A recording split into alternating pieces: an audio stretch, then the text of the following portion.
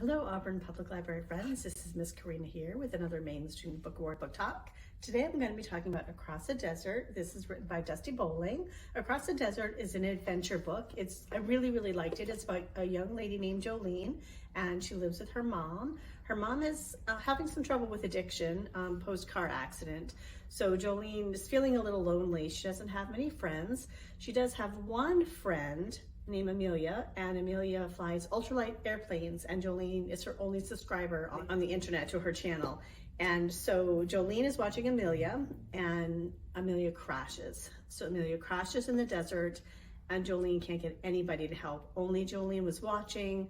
Nobody believes Amelia's real, never mind that she's alone in the desert.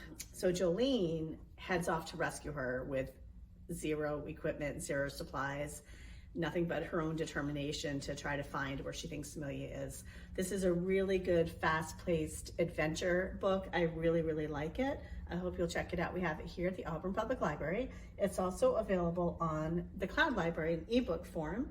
I really enjoyed it. Another book I suggest is Wildfire by Rodman Philbrook. It was one of last year's Maine Student Book Awards, and that one has the same fast-paced action adventure book, so that's a really good one. And one more suggest, this is another one of Dusti Bowling, Dan Meinhardt, The Remarkable Journey of Coyote Sunrise. This was another really enjoyable book, sort of travel adventure. So we hope you check these out, and we'll catch you next time.